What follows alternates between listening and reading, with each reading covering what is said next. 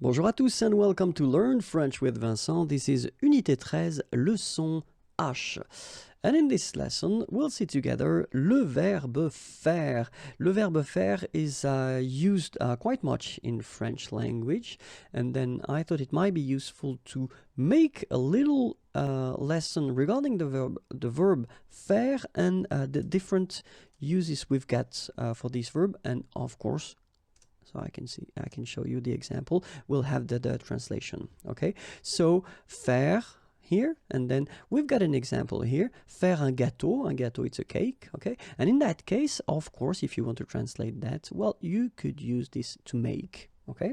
And then faire un dessin, a drawing, faire un dessin.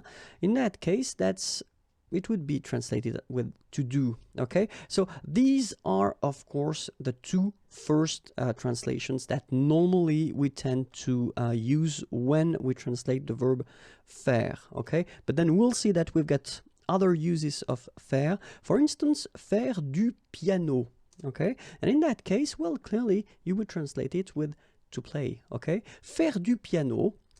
Then it could be as well faire du football, so basket, whatever. So we're talking here about sport activity, and in that case it will be also to play. Okay, faire les magasins. Okay, magasins.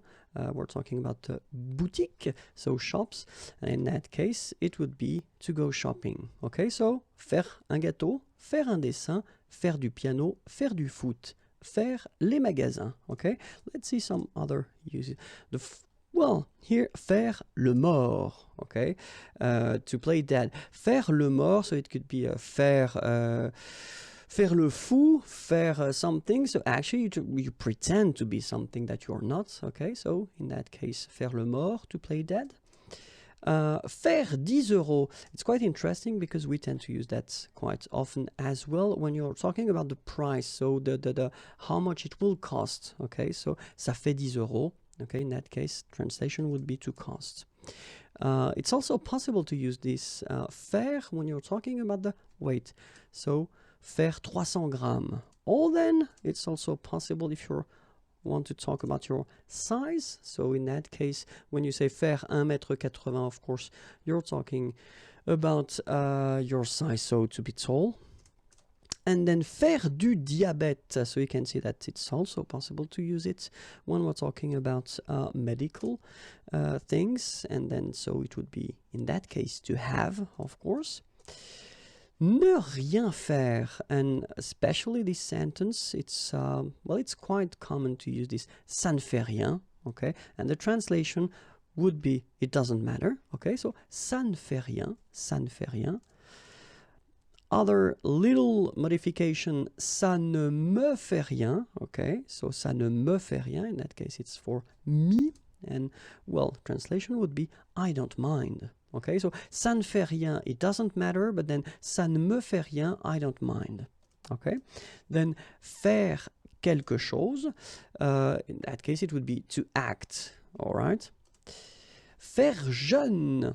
So when you use this expression, il fait jeune, you're talking about the appearance, so it would be to look, okay, to look young, faire jeune. Faire bien, ça fait bien. And the translation would be to look as well, so it looks good, okay? The last page, but not the least interesting. So, il fait chaud, so you can see that we tend to use this faire when we're talking about, well, the weather or the temperature. So in that case, it's hot. And then il fait froid, so obviously it's cold. And we've got this expression that we tend to use quite often, il fait beau, okay? And then the translation will be, it's a nice weather or it's a lovely day. Il fait beau, okay? You can put that, of course, at the negative form as well. Or then, ça fait 3 ans que. And in that case, the translation will be, it's been 3 years since, okay? Ça fait 3 ans que. Well, then we can take another example, and it would be a slightly different. Ça fait 2 ans que j'apprends le français. So the translation would be, I have been learning French for 2 years. Okay, and that's it. If you want more videos, then youtube.com/imagier. Don't forget to like me on Facebook because it's right here, and the website www.imagier.net is waiting for you. Have a great day. Bye bye.